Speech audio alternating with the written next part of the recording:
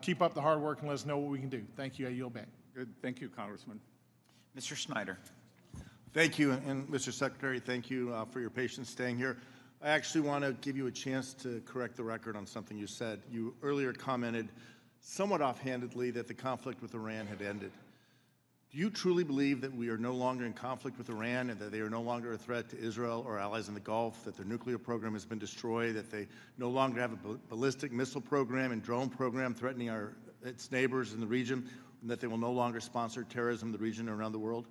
So are you saying you're in agreement with the President's decision to the... You said the conflict was over. I'm asking, do you believe the conflict's over and everything's the copacetic? conflict is on pause.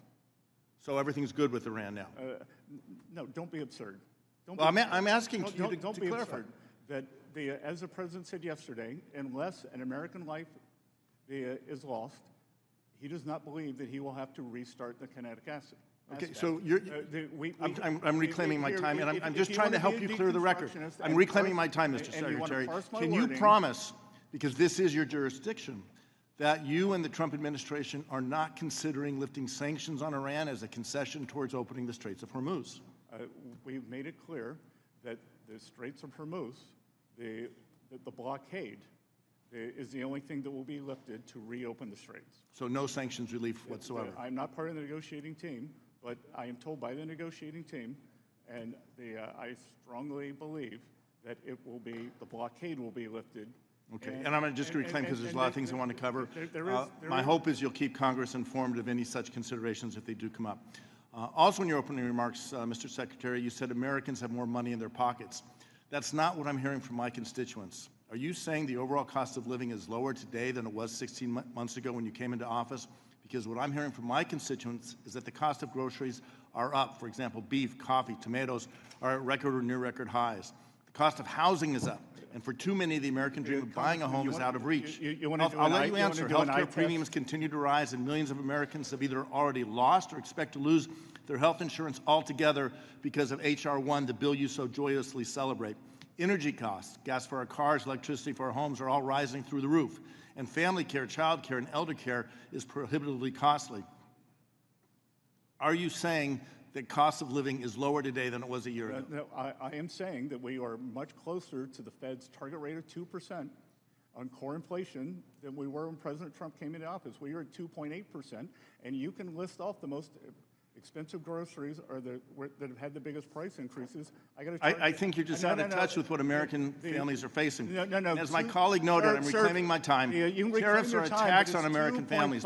This is my time, Mr. Secretary. This is my time. I will speak. And then 2.5%. Higher grocery prices are taxes on American families. Higher gas and electricity prices are taxes on Democrats should know. families. No wonder so many people are leaving Illinois. Why don't you come see me in South Carolina? They're not leaving. They're coming along. Just a simple question, Mr. You're Secretary. saying Illinois doesn't have net outbound migration? All right, let me take it to a different topic, and I know you don't want to address it, but my constituents are outraged and want me to talk to you about the absurd illegal self-dealing settlement between President Trump and his family with the Justice Department and the IRS over which you have jurisdiction. The administration apparently believes that there should be two systems of justice, two sets of laws, one for the president, his family, and his rich friends like you, and one for the rest of us. Nothing demonstrates this more than the so-called settlement with its slush fund for insurrectionists and tax immunity for the president and his family. Mr. Secretary, simple question. Do you believe that there should be only one legal system in this country and that no one, even the president, should be above the law? I believe that no one is above the law, but you all have put the president beneath the law, and you have weaponized the system against him, whether it is the leak of his taxpayer records. His taxes should never be leaked. No taxpayers' information should be leaked. I agree with you on that. But note, let me ask you a separate question. Would you like to apologize to the president right now on behalf of the... I have nothing to apologize to this president for. His taxes should not have been leaked, but it was leaked by a contractor. And you keep trying to dissemble here and avoid the questions. I believe that all Americans should pay the taxes they owe and not emit a penny more. 100%. Yes or no? All right. So do you think it applies to the President of the United States, irrespective of whether the President is a Democrat or a Republican? Yes. Okay. So we agree on this, and we should have a tax system that is fair, and it should be applied fairly to all people. But I can tell you that my constituents are outraged by the agreement the President made with himself and his own Justice Department that excluded him from ever having an audit over his taxes. No one should be, That's should be inaccurate. targeted. That's No one inaccurate. should be targeted by the administration. You should read Whoever's the in the White House, Read the addendum. no one should be targeted by the administration. Whoever's in the White House, their taxes should be paid, and they should be confident that that information will be kept confidential with the IRS and not used to target them, their families, or their business. Couldn't I agree yield more. back. Couldn't agree more. Mr. Yocum. Thank you, Mr. Chairman, for holding this hearing today, and Secretary Bessent, it is great to see you again. Thanks for being here. Good to see you, Congressman. There's been a lot of talk about the cost of groceries lately here in this committee room. A lot of numbers thrown around, but I think it's worth putting eyes on the Democrats' inflation. I had my staff whip up this chart behind me, and it shows that CPI numbers from what economists call, quote, food at home, but most Americans just simply call it groceries. These are the cumulative inflation numbers for the first 16 months of a presidential term, of every presidential term, since 1993. Mr. Secretary, the title most likely gives it away, but I'd like you to just play a little game with me here. Can you guess which one of these lines represents the Biden administration? Oh, probably the one that's red for torching the American people. That would be correct. Well done, Mr. Secretary. It is the red one. 16 months into the Biden administration, or as we now call it, Bidenomics, grocery prices were up almost 12%. That far outpaced anything that any American had seen in recent history. And you can clearly see from the chart that that red line is as detached as the Democrats' rhetoric is from reality today on this particular topic. So thank you for playing along here today. Switching gears, let's talk about tax priorities. And Congressman, I would note that the inconvenient truth for this side of the room, food at home, since President Trump came into office, is up 2.5%.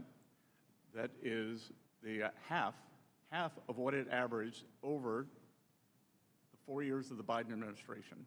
That's right, and that stands in stark contrast of the 12% that you saw on the chart here a few moments ago. So thank you for pointing that out.